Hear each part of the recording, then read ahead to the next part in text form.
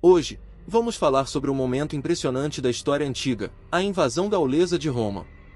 Já pensou em uma cidade poderosa, que dominava boa parte da Itália, sendo invadida e saqueada por uma tribo bárbara? Pois é, foi exatamente isso que aconteceu com Roma. No centro dessa história está uma tribo gaulesa chamada Sênones. Esses guerreiros decidiram invadir a Itália Central e acabar com o orgulho da República Romana. O ponto alto desse confronto aconteceu na famosa Batalha do Rio Alha, um local estratégico onde os rios Tibre e Alha se encontram. Imagine o cenário: Roma, uma das maiores potências da época, viu seu exército ser parcialmente destruído pelos gauleses. A derrota foi tão grave que abriu caminho para algo ainda mais chocante: o saque de Roma. Essa batalha não foi apenas uma luta comum, mas um evento que deixou uma marca na história. Aconteceu no dia 18 de julho de 390 a.C., exatamente 15 dias antes das calendas de agosto, como os romanos costumavam dizer. Quer saber mais detalhes dessa história cheia de reviravoltas e o que aconteceu com Roma depois dessa invasão? Então, continue assistindo. Tudo começou com uma tribo gaulesa chamada Sênones, que tinha se instalado no norte da Itália, pertinho da atual cidade de Rimini, na costa do Adriático. Eles foram chamados por um jovem etrusco chamado Aruns, que queria se vingar de Lucumo, o cara que havia zombado da esposa dele. Imagine só o nível da treta. Quando os Sênones apareceram na cidade etrusca de Clúsio, o clima ficou tenso. Os clúsios, morrendo de medo, pediram ajuda a Roma. A resposta? Roma enviou 3 irmãos da poderosa família Fábia como embaixadores: Cesão, Numério e Quinto. Esses 3 foram lá e, com muita confiança, avisaram aos gauleses para deixarem Clúsio em paz, senão Roma iria intervir. Parecia que ia rolar uma paz, mas aí veio o problema: os Sênones só topariam o acordo se ganhassem terras. E, quando as coisas esquentaram, os embaixadores romanos se meteram na briga e, pasmem, mataram um dos líderes gauleses. Um erro grave, já que embaixadores deveriam ser neutros. Os Sênones, furiosos, mandaram seus próprios embaixadores para Roma exigindo que os irmãos Fábios fossem punidos. Mas, adivinha só? O Senado romano não queria se meter em encrenca com essa família poderosa e empurrou a decisão para o povo. No final, os 3 irmãos não só não foram punidos, como foram eleitos tribunos consulares no ano seguinte. Os gauleses ficaram ainda mais irritados e decidiram marchar direto para Roma. Agora, quando a gente fala de números, as estimativas de quantos soldados estavam envolvidos variam muito. Alguns historiadores antigos exageravam um pouco, dizendo que os romanos tinham até 40.000 soldados, mas a maioria era de camponeses sem muito treinamento.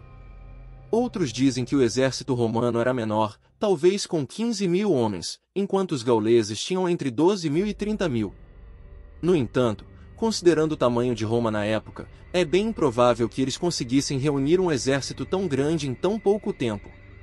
Além disso, a cidade ainda era uma potência regional em crescimento, então o exército romano era mais uma milícia improvisada do que uma força militar organizada. Os Sênones, por outro lado, também não eram tão numerosos. Estima-se que eles não passavam de 12.000 guerreiros. Mas o que faltava em número, eles compensavam em determinação. Após o incidente com os embaixadores, eles não perderam tempo e marcharam direto para Roma, aterrorizando as cidades no caminho. Os relatos dessa batalha são poucos, mas intensos. De acordo com o historiador Lívio, Roma foi pega de surpresa. Não houve preparação especial, nem alistamento em massa. Os romanos subestimaram o inimigo, e quando os gauleses começaram a marchar em direção a Roma, foi como um raio, rápido e devastador. Roma ficou em choque com a velocidade dos Sênones. Na pressa para formar o exército, os romanos não conseguiram nem construir defesas ou realizar os rituais religiosos que costumavam fazer antes de batalhas importantes. O exército foi formado às pressas, com as alas estendidas demais e o centro frágil. Parecia que a derrota estava escrita nas estrelas. Enquanto isso, Breno, o líder dos gauleses, desconfiou que os romanos poderiam estar planejando uma armadilha. Ele pensou que os soldados que estavam numa colina ao lado eram uma ameaça e resolveu atacá-los primeiro. Quando isso aconteceu, o caos tomou conta dos romanos. A ala esquerda entrou em pânico e correu em direção ao rio Tibre. Mas essa fuga desordenada foi um desastre. Os soldados tropeçavam uns nos outros, e muitos acabaram mortos ou afogados. Aqueles que conseguiram escapar fugiram para Veios, uma cidade recém-conquistada por Roma, mas, estranhamente, não avisaram Roma do perigo iminente. Diodoro Sículo, outro historiador, tem uma versão parecida, mas ele coloca a batalha na margem direita do rio Tibre. Segundo ele, os romanos se posicionaram com seus melhores soldados na planície, enquanto os piores ficaram numa colina próxima. E, como você pode imaginar, os gauleses derrotaram facilmente os soldados na colina. Isso desencadeou o pânico na planície, e logo os romanos estavam fugindo desordenadamente em direção ao rio. Muitos tentaram atravessar de volta, mas com as armaduras pesadas, muitos se afogaram. Aqueles que conseguiram sobreviver nadaram sob uma chuva de dardos e correram para Veios, ou para Roma, levando a terrível notícia da derrota. Para Plutarco, a situação não foi muito diferente. Ele diz que os romanos até chegaram a montar acampamento, mas foram surpreendidos por um ataque caótico dos gauleses. A batalha foi desastrosa e vergonhosa para Roma. A ala esquerda foi empurrada para o rio e destruída, enquanto a ala direita recuou e o centro conseguiu fugir para Veios. De acordo com o historiador Lívio, quando os gauleses, conhecidos como sênones, se aproximaram de Roma, a cidade estava completamente despreparada. Muitos romanos fugiram, e aqueles que ficaram entraram em pânico. Imagine a cena, uma cidade aterrorizada, sem saber que uma pequena força romana ainda havia sobrevivido e se reorganizado em Veios. Enquanto isso, os gauleses chegaram às muralhas de Roma e, ao perceberem que não havia defesas, decidiram acampar ali, esperando amanhã para iniciar o saque. Os jovens romanos que ainda podiam lutar se refugiaram na cidadela do Capitólio, uma fortaleza no alto da cidade. A população civil, por outro lado, fugiu para as colinas, cidades vizinhas ou para suas propriedades no campo. Até os sacerdotes e vestais fugiram, levando consigo as relíquias sagradas. Há um detalhe curioso nessa fuga. Lúcio Albino, um plebeu que estava escapando, encontrou os sacerdotes a pé e os levou em sua carroça até a cidade de Cere, uma aliada de Roma. Agora, aqui está uma cena digna de filme. Os patrícios romanos idosos, em vez de fugir, decidiram vestir suas melhores roupas, adornados com joias, e se sentaram nas portas de suas casas, esperando os invasores. Quando os gauleses finalmente entraram pela porta-colina, sem encontrar resistência, eles ficaram intrigados com esses nobres senhores, pensando que eram deuses devido à sua aparência majestosa. A tensão aumentou quando um dos gauleses tocou a barba de Mânio Papírio, um dos patrícios. Papírio reagiu batendo na cabeça do gaulês com seu cajado de marfim. Isso foi o estupim. Os gauleses atacaram e massacraram todos os patrícios que estavam sentados em suas cadeiras, e, a partir daí, a pilhagem começou. Casas foram saqueadas, incendiadas e ninguém foi poupado. Mas a história não para aí. Os gauleses não conseguiram tomar o Capitólio, que estava bem defendido. Então, decidiram cercá-lo. Enquanto isso, os romanos que haviam fugido para Veios estavam se reorganizando e começando a contra-atacar pequenos grupos de saqueadores etruscos que aproveitavam o caos para devastar o território romano. Um dos líderes desse grupo de resistência, Quinto Cedício, decidiu convocar um grande comandante romano que estava exilado, Marco Fúrio Camilo. Para isso, um mensageiro precisou atravessar as linhas inimigas e chegar ao Capitólio para pedir ao Senado que Camilo fosse declarado ditador e liderasse a resistência. Agora, a tensão aumenta ainda mais. Os gauleses descobriram as pegadas do mensageiro e, usando o mesmo caminho, conseguiram escalar o Capitólio à noite. Surpreendentemente, os guardas e até mesmo os cães não notaram a invasão, mas, por sorte, os gansos sagrados de Juno fizeram tanto barulho que acordaram os romanos. Marco Mânlio, um dos cônsules, liderou uma defesa feroz e conseguiu repelir os gauleses, ganhando a admiração de todos. Um dos guardas, porém, foi executado por negligência. Mas o cerco continuava, e a situação dos romanos no Capitólio ficava cada vez mais crítica. Uma epidemia começou a se espalhar no acampamento gaulês, o que levou a uma trégua temporária. Mas os gauleses, percebendo a fraqueza dos romanos, exigiram ouro em troca de deixar a cidade. E aqui entra uma das cenas mais marcantes da história de Roma. Os romanos, desesperados, começaram a pesar o ouro para os gauleses. Quando reclamaram que os contrapesos usados pelos inimigos estavam adulterados, Breno, o líder gaulês, jogou sua espada na balança e disse as palavras que ecoariam por séculos: Vai victis! Ai dos vencidos!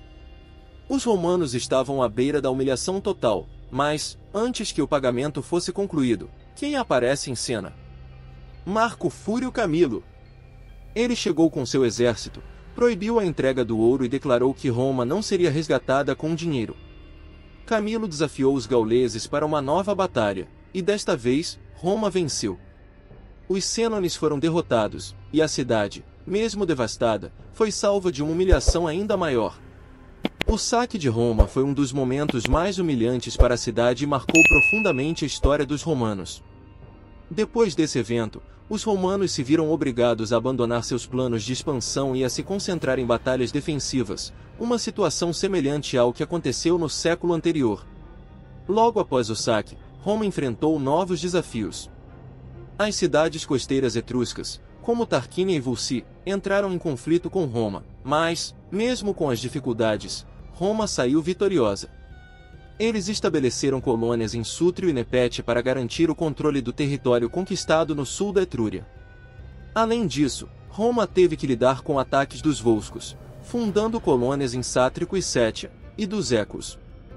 No entanto, alguns historiadores modernos, como Bellois, questionam essas vitórias logo após o saque. Eles argumentam que Roma estava muito danificada para ter conseguido tantas vitórias militares. Lívio, um dos principais historiadores romanos, relata que Roma foi incendiada e que a cidade ficou caótica por causa da reconstrução apressada. Mas há quem discorde dessa visão, como Cornel, que destaca que não há evidências arqueológicas que comprovem a destruição em larga escala da cidade. Ele acredita que os gauleses saquearam Roma, mas estavam mais interessados em levar riquezas do que em destruir a cidade completamente. Apesar das divergências sobre o quanto Roma foi realmente danificada, uma coisa é certa: o saque deixou os romanos aterrorizados com a possibilidade de novos ataques gauleses. Esse medo profundo dos gauleses permaneceu por muitos anos. Em 350-49 a.C., gauleses de uma tribo desconhecida atacaram o Lácio em busca de saque, e houve relatos de um duelo épico entre Marco Valério Corvo e um campeão gaulês. O historiador Políbio menciona que Roma acabou negociando uma paz com os gauleses, e eles não voltaram por 30 anos. No entanto, o medo dos gauleses continuou a assombrar os romanos por muito tempo, mesmo depois de derrotá-los na Batalha de Centino durante a Terceira Guerra Samnita, entre 298 e 290 a.C. Esse medo era tão intenso que, em 228, 216 e 114 a.C., os romanos realizaram sacrifícios humanos para tentar evitar outro desastre como o saque de Roma. Eles queimaram vivos um par de gauleses e um par de gregos, um ritual completamente estranho para os romanos, mas que demonstra o quanto estavam apavorados com a possibilidade de uma nova invasão gaulesa. Para concluir, o saque de Roma foi um evento devastador que moldou o futuro da cidade. Mesmo diante da humilhação e do medo, os romanos conseguiram se reerguer, fortalecendo suas defesas e voltando a expandir seu território. Essa história nos lembra da resiliência e determinação do povo romano, que, apesar de todos os desafios, nunca desistiu de seu objetivo de dominar a região. E esse espírito de superação é o que continuou a impulsionar Roma em direção à grandeza. Se você gostou deste vídeo, deixe seu like, inscreva-se no canal para mais histórias fascinantes e compartilhe com quem também ama história. Até a próxima!